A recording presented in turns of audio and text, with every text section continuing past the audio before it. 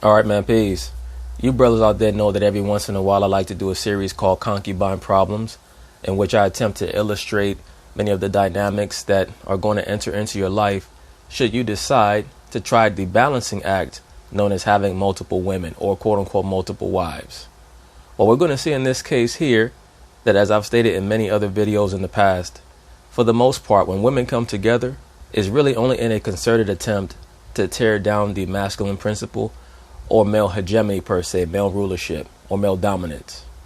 Both of these females in this segment were quote unquote sharing the same man, and they ended up becoming friends once they both fell out with that man. Well, the plaintiff here has decided to rekindle their relationship with the man, and that has led to the dissolution of their quote unquote friendship. And I say quote unquote because they were never really friends. They basically became bedfellows in their mutual disdain for what the man was doing with both of them, which is exerting his right as a man to have multiple women. And believe me, neither one of them mind sharing the man. They just don't want to feel embarrassed by what this society dictates. But once again, each woman is a headache. I'm going to say it again. Each woman represents a headache. And a man should not even have one woman if you cannot afford to provide for yourself. If you're not living by yourself and have a steady revenue stream coming in where you can depend on yourself and provide for yourself, you should not even have one woman. Because the woman is going to bring so many distractions into your life that if you're someone who's still trying to scramble up the hill of this society, she's going to knock you off just through the distractions that she's going to cause, through the negativity, through the nonsense, through the silliness. You might end up being one of those guys, and I've known brothers like this back in the day. When they didn't have a woman, they prayed to the Most High to send them a woman. And when they got the woman, they prayed to the Most High to take her away. Be careful what you wish for. Be careful what you lust after. Because there are many sub-levels to the packages that you want to tear open and rip open. Please keep that in mind. So anyway, they're going to talk about it. I'm going to chime in. Plaintiff Mary Culver says her boyfriend dated both her and the defendant at the same time. Mary claims after the defendant told her about the tryst, they broke up, and Mary and the defendant became friends until Mary and her boyfriend reconciled and the defendant started harassing them. I've said numerous times, when you see these whole cliques, these broads who go to the Bahamas and Mexico together to try to see how many strange dicks they can receive into their vaginas, their confederacy, their unity as a group of women, a gaggle of women, is based in their ineptitude to maintain a real relationship. Sometimes you'll hear women say that, relationships are hard. No, relationships are not hard. They only become difficult when you worship yourself, when you're a narcissist. When you actually know how to love someone else other than yourself, relationships are not that hard at all. Suing for car mileage and emotional distress. And that means having patience and understanding for others, and not just demanding it for yourself. There are many people like that. When they're going through trials and tribulations and different stumbling blocks that they encounter in life, they want everyone to understand them. But when other people encounter stumbling blocks, they're the most judgmental. That means that they have no comprehension about life. We're all subjected to the same dynamics, the same issues. It's just a matter of how much understanding we receive from others and how much understanding we give ourselves so that we can keep moving forward and try to climb out of this bullshit that we got ourselves into. Everybody's going to hit some bullshit in life. I don't give a shit who you are. Defendant Sylvia Snedeker says when she was dating Mary's boyfriend, he claimed Mary was crazy and she probably was. Mary probably was crazy. And so's the side chick here. Now you could tell, just looking at both of these broads, they have no problem sharing a man. Neither one of them is going to win a Miss Universe contest. And I say this all the time. So many women are turning lesbian or sitting at home becoming bitter because they don't want to share a man. Just share the man. It's not that big a deal. You ain't never going to have a man to yourself. The vast majority of these low-level females. Just pool your resources and share the man. I saw Carrie Champion on that ridiculous hood rat show that she has with Jamel Hill. And I'll probably be covering that show at least for as long as it's on the air, which I don't expect to be very long. And she was on TV begging for a man to get with her. And I'm thinking to myself, you and Jamel Hill are so close, why don't you just share her man? But you can't do that because you bring nothing to the table. A lot of these females bring nothing to the table. And if you're a man who's on point with your life, you have steady income and revenue coming in, you have your own place, you know how to maintain your surroundings, you have your shit together for the most part, you have the right to make demands of a woman. Trying to force marriage on him. Sylvia insists she never harassed Mary or her boyfriend, and she's countersuing for a bullshit. This brought her digmatized, standing there shivering and shit. She's still thinking about that last nut that the man's rod made her bust. emotional distress. Start with you. So, how me and Sylvia know each other is my current boyfriend used to mess with me and her at the same time. I didn't know, but both of them knew. Right, but you back with him now, and you already knew about it. So, what difference would it have made? When me and him had a falling out, she made contact with me and let me know everything that I needed to see regarding what my boyfriend was doing, the whole relationship that me and him were in. And then, so he was doing that the whole time while you and him were together, sleeping with the other female, and you had no idea. Sounds to me like you're pretty unattentive in your relationship. Me and him broke up, and me and her started being friends. Mm-hmm. You were already wife-in-laws before you. Ding. Just Mathis probably knows that they should just be sharing the man. I mean, come on now. Look at these two broads. What man just gonna want them all to themselves? He probably got the one on the left because she can cook, and the one on the right because who the hell knows what she could do. Maybe give good fellatio. Who the hell knows? I see she got a tongue ring in her mouth, so. Now you just laws. Yeah. All right, good enough. You tell me how things went since you've known each other. Okay, so she's right on some of it, but in my eyes, I did not know about Mary until Mark had came forward and he had told me that he was talking to another girl, but he told me that it wasn't going to work out, that she was crazy, they only knew each other for 3 months. I'm sure that she was crazy, and I'm pretty sure you are too. Trying to force marriage, he wanted to be with me, her and I. No, he wanted you both. He wanted you both. You know, this reminds me of that movie 8 Mile. The defendant reminds me of of Eminem's previous girlfriend, not the Brittany Murphy character, the previous girlfriend, like just some white trash chick sleeping with black dudes, Caucasian dudes, going from the trailer parks to the projects, doing Lord knows what. Became really good friends after I had showed her some evidence of him being a cheater. Mm-hmm. Absolutely, you became very good friends after you showed her quote-unquote evidence of his cheating, because misery loves company.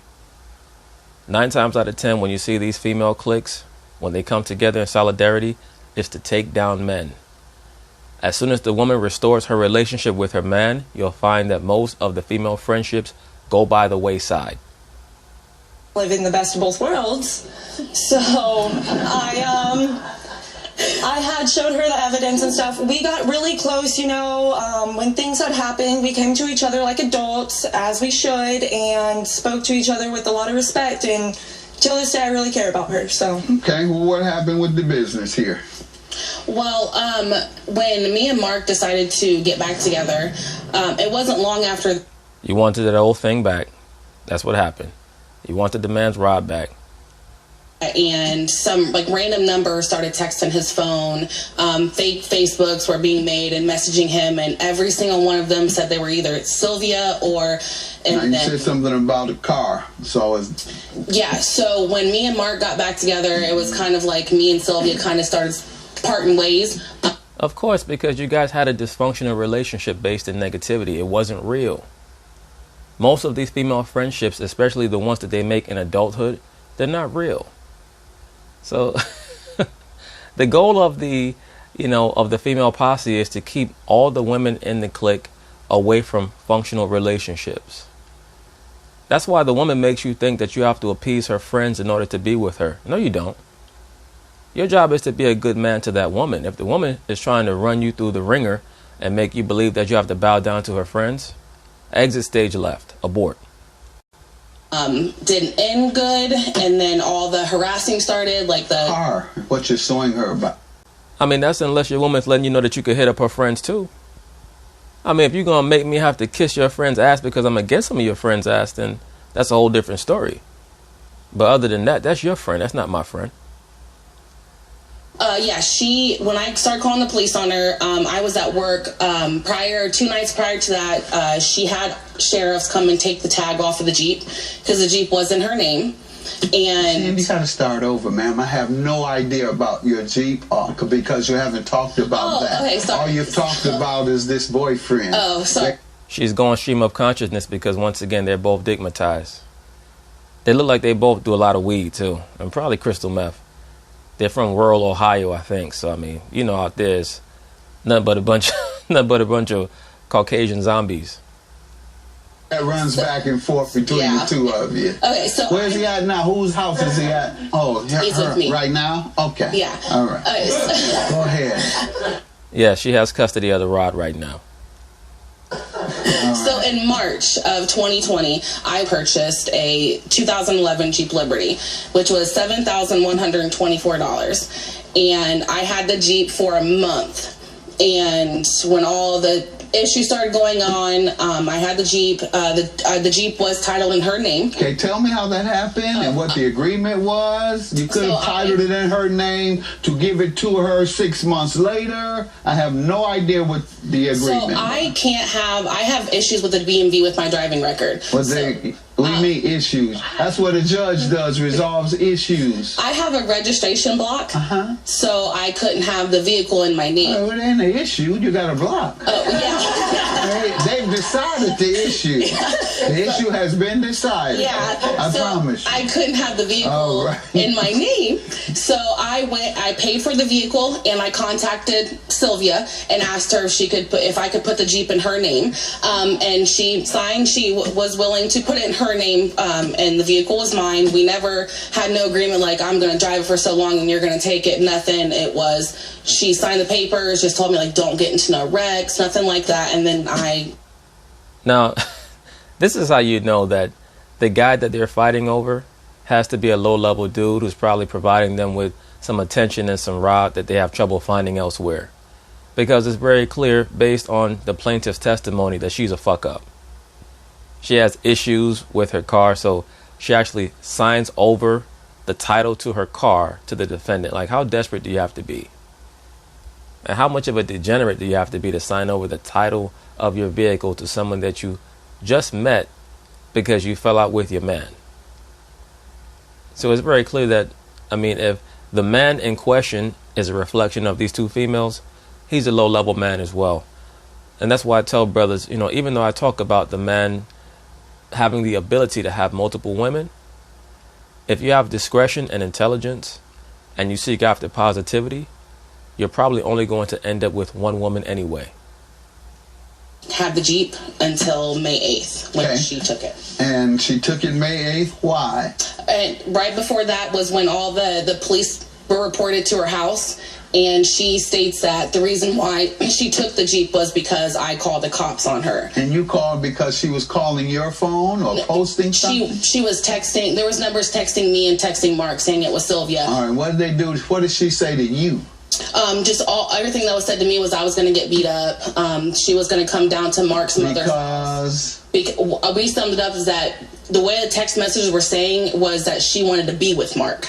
And Mark wanted me and not her. No, she wanted that old thing back. She wanted that rod back.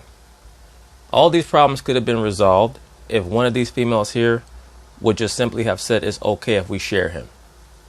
Both of them would be okay with that, I promise you. But because of the pride of the woman that's ingrained within her in this society, both of these low-level broads, these chicken head broads, are going to end up fighting over a person that they're already sharing and could continue to share amicably. Let me hear from you. Your Honor, on May 5th, I had unexpected visitors at my house, the sheriff department. They had knocked on my door and told me that texting apps, well, her side of the story was texting apps, texting the both of them and harassing them, saying it was me. I assured the police officers it was not me. I offered my cell phone and my boyfriend's cell phone. every time we have had an issue, we have talked like an adult. So I was unsure as to why, the cops were here on her behalf, when typically when we have an issue, she contacts me. Now I know the boy... She probably just busted a good nut and believed anything that her boyfriend was telling her. You know how the woman is after after she get that good one, they just listen to anything that the man says. Now, according to the defendant, she offered the sheriff her phone and her quote-unquote boyfriend's phone. I wonder how long she's had the quote-unquote boyfriend. Could it be that she also had multiple partners and was just frustrated that she lost the one that she really wanted? And doesn't want us contacting because of our past relationship. Understand, but we're all adults. So that night I took the license plate off of the Jeep. I had a sheriff actually take it because it was everything. Why? Because I also found out she was driving with no car insurance. When I very originally signed for the vehicle, I told her, please get car insurance. She was supposed to get car insurance. And what did you say? So you told her, please get car insurance, a person who has such a bad driving record and is so irresponsible and so shisty that she asked you to take over the title of the car, a person that she barely knew. And you trusted that person to get car insurance all of a sudden, i.e. be responsible. Once again, both of these parties, in my view, are drug addicts, and they're addicted to multiple drugs. Heroin, most likely, or, some type of a methamphetamine, maybe heroin as well, most likely weed, maybe mushrooms. But the most important drug that they're both addicted to is dick. Afterwards, did she call you first? How did you all get back in touch? We kind of went back and forth and argued, and then we stopped talking for a while. Well, I started to feel really bad because I do care about Mary as a person. I figured it's all the boyfriend putting stuff in her head about me, so... Allegedly. I came to the conclusion, I'm going to give her the Jeep back. Gave her the Jeep back, always happy. June. I believe it was June. Okay, you were no longer mad with her about this man. You... Allegedly. Either that or she was seeking out a different tactic to use to subvert the plaintiff's rekindled relationship. I'm down. Did she show you insurance papers before you gave it to her? I got it out of my name, so whatever she did with the insurance... Before giving it back, it was out of your name? Yeah, well, yes. I got it. We met at the DMV and signed it out in my name, so... All right. And your claim is for what then? It says car mileage. How did she owe you for that? She kept the car for a month? Yeah, so she had the vehicle for a full month. So when I got the Jeep back, we calculated the miles. There was over 3,000 miles that were put on the Jeep. And so I calculated the 40 cents per mile for the miles and then the emotional distress. And as for the phone calls, you have evidence of those texts? Yes. Like why she took the Jeep, and then another text message where the day that I got the Jeep, she texted me and said that her boyfriend might have dropped a gram of weed underneath the passenger seat, and my family's in this Jeep, so of course there was pieces of weed everywhere. And so for all that, you want thousands. So for the emotional distress, I had to go days without a vehicle. I had to miss. Look at Mathis's face. Like, I know you're not in my courtroom wasting my time over some bullshit like a couple grams of weed. Let's be honest, ma'am. You smoke weed, don't you? You smoking something. I could not get my child. My child has asthma, and I could not get him to appointments until me and Mark figured something out with me. Now, are you sure that your child has asthma, or is your child just out of shape like you? Oh, you were with him then? Yes. Okay. Yeah. He couldn't figure anything out either? No. He doesn't need to. All he has to do is give us some good weed and some good rod. Tell me why you shouldn't pay for the...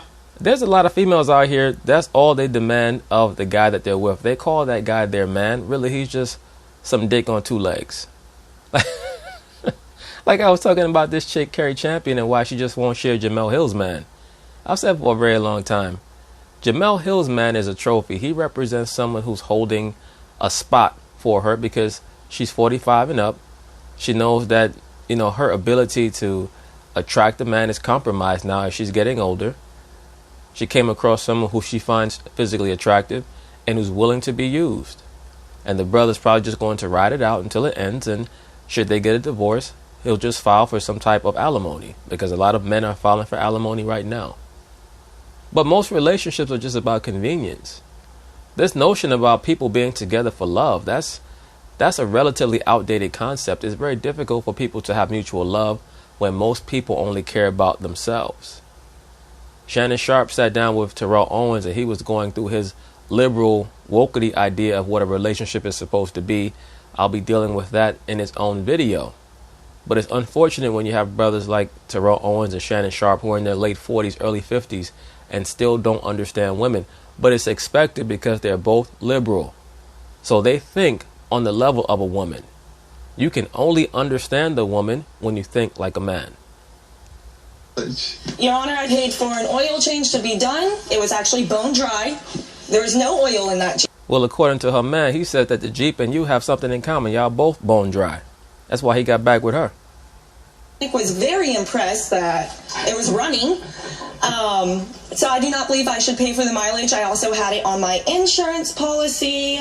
So I was driving it legally under my name. All right.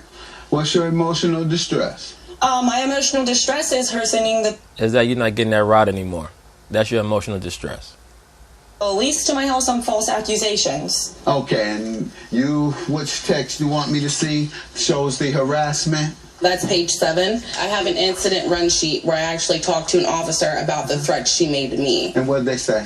So there's like 4 times where You called different the days, police? different days that numbers were texting, cops would go to her. And she was told by the police 4 times not to contact? 3. 3? 3 times. And she did it over and over? Did the police speak to you 3 different times? They did, Your 4 Honor. different. Why do you think they kept coming? Because she kept telling them it was me and it wasn't. You have the proof that you showed the police? Yeah, so this is where I showed him the What text page? messages. Page 13, where I called the officer. Sylvia said that I better not show up at fireworks for my sake and for my son's sake. You told the police that? Yes, and they saw the text Did you message. say that? I did. That was an accurate Why? threat. Because that was the real her coming out. All the fake female friend bullshit. They were both arguing over and fighting over some rod. For whatever reason, they seem to think that that guy was special. 9 times out of 10 it's because of that or because of money. And they're unable to share. Great things of value, you have to be willing to share. And she was upset about it. She was resentful, and she was trying to play the fake high road, which is something that women are very good at, playing the fake high road. She was making threats back and forth to me as well. You have evidence of her threat? So I'm going. This chick is very jittery. Now, I'm sure that she, maybe she has some anxiety issues. She is on television. She is on the Judge Mathis show.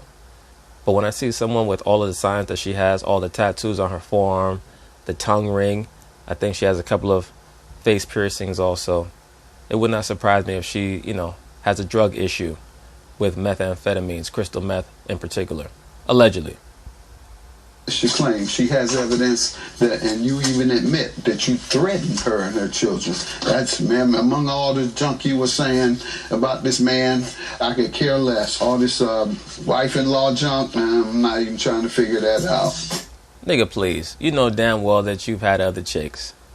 Just Mathis be on TV trying to get people to believe that he's been with his wife, Linda, from when he was 20, 21 years old. Now he's in his mid-50s. In the last 30-plus years, he's never had no additional coochie. Nigga, please. I'm sure that you have a couple of side families. Knock it off. With regard to the car mileage and emotional distress, ma'am, you're responsible for it. So judgment for the plaintiff, and your claim is dismissed. Have a good day. Thank you. But anyway, that's basically it on that, brothers. When you decide that you want to go out into the quote-unquote dating world or the dating circuit, we have to grasp that these women are not raised to be consorts. Therefore, they don't know their place. Just one woman is going to bring you a series of problems. All a relationship is a gauge to determine whether or not you're going to be able to deal with the problems that she's going to bring. So, like Biggie had the song, More Money, More Problems. In reality is More women, more problems. Because let's be honest, men want the money to get to the women, right? So it's not always necessarily more money, more problems. It's what you're lusting after. That's the issue. You only want the money to get to the woman. So peace.